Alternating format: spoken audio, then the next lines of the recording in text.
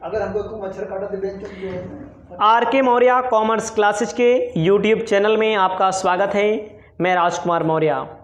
आज की इस वीडियो के माध्यम से आपको इनकम टैक्स के कुछ महत्वपूर्ण बहुविकल्पीय प्रश्न बता रहे हैं जो आपके पेपर में बहुविकल्पीय आधार पर पूछे जा सकते हैं। यदि आप पूरी की पूरी इनकम टैक्स को सही तरह से पढ़ना चाहते हैं, क्रमानुसार चैप्टर वाइज पूरा का पूरा पढ़ना चाहते हैं, तो हमारे पास पेड क्लास उपलब्ध है जिसमें हम बेहद ही न्यूनतम शुल्क में आपको पूरी की पूरी क्लास उपलब्ध करा रहे हैं। अगर आप ज्वाइन करना चाहते हैं तो आप हमारे मोबाइल नंबर 97 92 46 56 32 पर संपर्क करके अधिक जानकारी प्राप्त कर सकते हैं। शुरुआत करते हैं। आपके सामने पहला प्रश्न दिया गया है। आपके सामने जो पहला प्रश्न दिया गया है क्या कह रहा है? भारत में सर्वप्रथम आयकर कब लगाया गया? भारत में इनकम टैक्स पहली बार कब लगाया गया? तो उत्तर इसमें दिया है, चार विकल्प दिए हैं।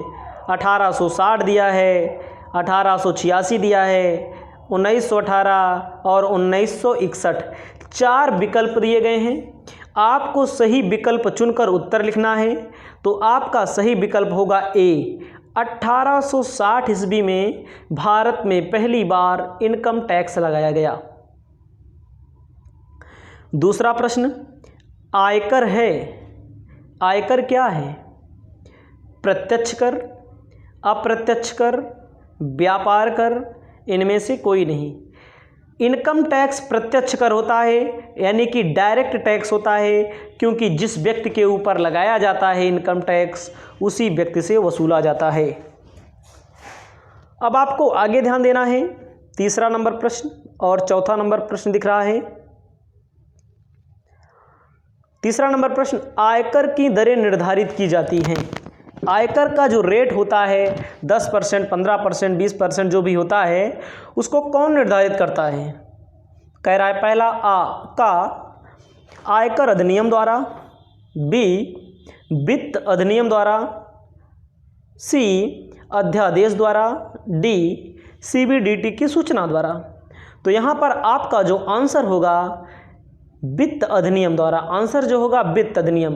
फरवरी महीना में बजट निर्धारित होता है, उसी फरवरी महीने में जब बजट का निर्धारण किया जाता है तभी ही आयकर की दरों का निर्धारण वित्त अधिनियम द्वारा किया जाता है। अगला है चौथा प्रश्न, करदाता की सकल कुल आय निकालने के लिए कुल कितने शीर्षक होते हैं? करदाता की सकल कुल आय निकालने के लिए कुल कितने शीर्षक होते हैं? 3, 4, 5, 6।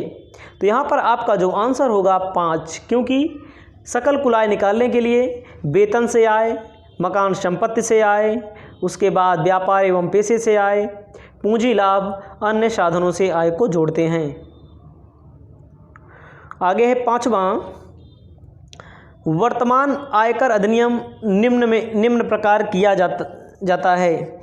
वर्तमान आयकर अधिनियम, कौन सा आयकर अधिनियम हम लोग प्रयोग करते हैं? तो यहाँ पर आपका जो आंसर होगा, आंसर 4 दिया गया है। आयकर अधिनियम 1922, आयकर अधिनियम 1986, आयकर अधिनियम 1962, आयकर अधिनियम 1961। तो यहाँ पर आपका आयकर अधिनियम 1961 सही होगा।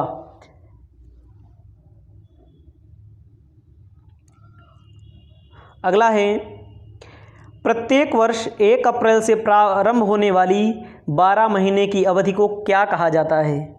1 अप्रैल से 12 अप्रैल से जो अवधि शुरू होती है उसे क्या कहते हैं? उसे गत वर्ष कहते हैं, या लेखा वर्ष कहते हैं, कर निर्धारण वर्ष कहते हैं, या वित्तीय वर्ष कहते हैं। 1 अप्रैल से जो शुरू होता है और 31 मार्च को जो वर्ष समाप्त होता है उसे कहते हैं वित्तीय वर्ष।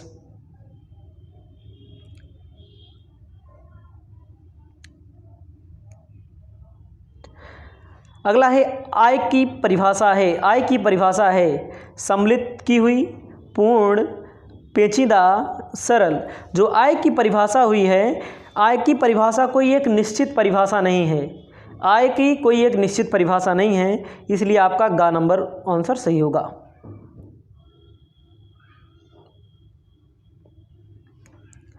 अगला प्रश्न है 8वां नंबर, आयकर अधिनियम कब पारित हुआ? आयकर अधिनियम देखो 1961 में, 1971 में, 1981 में, 1951 में। तो यहाँ आपका आंसर जो सही होगा 1961 में आयकर अधिनियम पारित हुआ। गत वर्ष से तात्पर्य क्या होता है? वित्तीय वर्ष, कैलेंडर वर्ष, वित्तीय वर्ष, हिसाबी वर्ष, कर निर्धारण से पूर्व। जब कर का निर्धारण किया जाता है उसके पहले वाले वर्ष को क्या कहते हैं? गत वर्ष कहते हैं। आपका घ नंबर आंसर सही होगा। अगला प्रश्न है, आयकर की गणना की जाती है पूंजी पर, अस्थायी संपत्तियों पर, आय पर, व्यापारिक लाभों पर। तो यहाँ पर आय पर आपका आंसर सही होगा। आयकर की गणना आय पर की जाती है।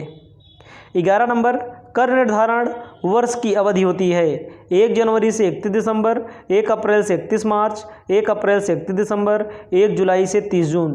तो आपका यहाँ पर ऑप्शन नंबर ख सही होगा, 1 अप्रैल से 31 मार्च।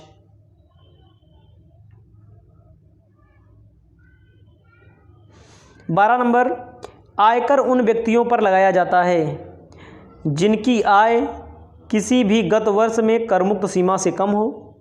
आयकर किसके ऊपर लगाया जाता है? जिनकी आय गत वर्ष में कर मुक्त सीमा से अधिक हो, जिनकी आय गत वर्ष में 2,45,000 तक हो, जिनकी आय गत वर्ष में 2,50,000 से अधिक हो। कर मुक्त सीमा क्या है? जिस व्यक्ति की आयु 60 वर्ष से कम है 2.5 लाख तक कर मुक्त होता है। जिस व्यक्ति की आयु 60 वर्ष से अधिक है, 80 वर्ष से कम है, उसके लिए 3 लाख तक कर मुक्त होता है। जिस व्यक्ति की आयु 80 वर्ष से अधिक है 5 लाख तक कर मुक्त होता है। यानी कि यहाँ पर जो आंसर होगा आपका, आयकर उन व्यक्तियों पर लगाया जाता है जिन व्यक्तियों की आय गत वर्ष में कर मुक्त सीमा से अधिक हो। तो यहाँ पर आपका ऑप्शन नंबर बी सही होगा। जिनकी आय गत वर्ष में कर मुक्त सीमा से ज़्यादा पैसा कमा ले उन्हीं के ऊपर टैक्स लगेगा। 13 नंबर प्रश्न, भारत में सर्वप्रथम आयकर किसके द्वारा लगाया गया? सर जेम्स विल्सन के द्वारा, सर जेम्स द्वारा, सर न्यूटन द्वारा, सर ल्यूकस पेसियोली द्वारा। तो भारत में सन 1961 में पहली बार आयकर लगाया गया। आयकर अधिनियम बना 1960 में लगाया गया था। कौन लगाया था? Sir James Wilson. 14 नंबर, कर निर्धारण वर्ष 2021 के लिए एक अनिवासी व्यक्ति के लिए कर मुक्त सीमा है। अनिवासी व्यक्ति हो चाहे जो व्यक्ति हो, जो व्यक्ति 2.5 लाख रुपया तक, सामान्य व्यक्ति जिसकी उम्र 60 वर्ष से अधिक कम है, उसके आय पर 2.5 लाख तक कोई टैक्स नहीं लगता है। अगला है 15वां, कर निर्धारण वर्ष 2021 के लिए भारत में निवासी अति वरिष्ठ नागरिक के लिए कर योग्य सीमा पूछ रहा है, कर मुक्त सीमा पूछ रहा है। एक होता है वरिष्ठ नागरिक के लिए कर मुक्त सीमा है 3 लाख और अति वरिष्ठ नागरिक के लिए कर मुक्त सीमा 5 लाख। आपका ऑप्शन नंबर घ सही होगा। जिसकी उम्र 60 वर्ष से अधिक हो, 80 वर्ष से कम हो, वही 80 वर्ष से अधिक हो, उसे बोलते हैं अति वरिष्ठ नागरिक। उसके लिए 5 लाख से अधिक पर टैक्स देना पड़ता है। 16 नंबर प्रश्न है, कर निर्धारण वर्ष 2021 के लिए एक महिला जिसकी आयु 60 वर्ष हो या अधिक हो परंतु 80 वर्ष से कम हो। एक महिला है 2021 के लिए उसकी आयु 60 वर्ष से अधिक हो लेकिन 80 वर्ष से कम हो, तो उसके लिए कर मुक्त सीमा पूछ रहा है। तो भैया जिस व्यक्ति, चाहे महिला हो चाहे पुरुष हो, जिसकी उम्र 60 वर्ष से अधिक है, 80 वर्ष से कम है, तो 3 लाख तक कोई टैक्स नहीं लगता।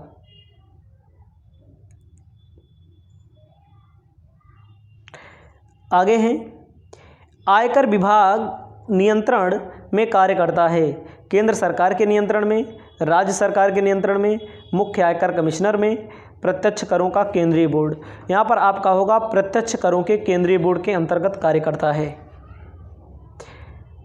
18 नंबर, आयकर अधिनियम में व्यक्ति से अभिप्राय है हिंदू अविभाजित परिवार, कंपनी, स्थानीय सत्ता, ये सभी। तो यहाँ पर ये सभी आंसर होगा क्योंकि व्यक्ति में 8 लोग आते हैं। ये व्यक्ति होता है हिंदू अविभाजित परिवार, व्यक्तियों का संघ, व्यक्तियों का समुदाय, फर्म, कंपनी। ठीक है। 19 नंबर, विभिन्न शीर्षकों की आय का योग क्या कहलाता है? सभी 5 शीर्षकों के आय को योग को सकल कुल आय कहते हैं। आय के योग में से धारा 80C से 80U की कटौती घटा देते हैं तो कुल आय निकल के आ जाता है। 20 नंबर, आयकर के लिए अति वरिष्ठ नागरिक वह व्यक्ति होता है जिसकी आयु निम्नलिखित में अधिक हो। मतलब कि अति वरिष्ठ नागरिक वह होता है जिसकी उम्र 80 वर्ष से अधिक होता है, वही अति वरिष्ठ नागरिक होता है। गत वर्ष सदैव समाप्त होता है। गत वर्ष सदैव 31 मार्च को समाप्त हो जाता है, चाहे जब से शुरू हुआ हो। 22 नंबर, वित्तीय वर्ष 19-20 का कर निर्धारण वर्ष कौन सा है? 19-20 का में अगर कोई व्यक्ति कर निर्धारण किया जाएगा किसी व्यक्ति पर तो उसका 18-19 एक साल पहले होता है गत वर्ष। नहीं, वित्तीय वर्ष 19-20 का कर निर्धारण वर्ष पूछ रहा है। गत वर्ष 18-19 हो जाएगा, कर निर्धारण 19-20 में कमाया है तो 20-21 हो जाएगा। हमने आपको बताया 22 नंबर क्वेश्चन तक। यदि आप पूरा का पूरा इनकम टैक्स अच्छी तरह से पढ़ना चाहते हैं, हमारे चैनल को सब्सक्राइब कर लें और अधिक से अधिक कॉमर्स के छात्र छात्राओं के पास शेयर कर दें। जय हिंद, जय भारत। अब आपको मिलेंगे नई वीडियो।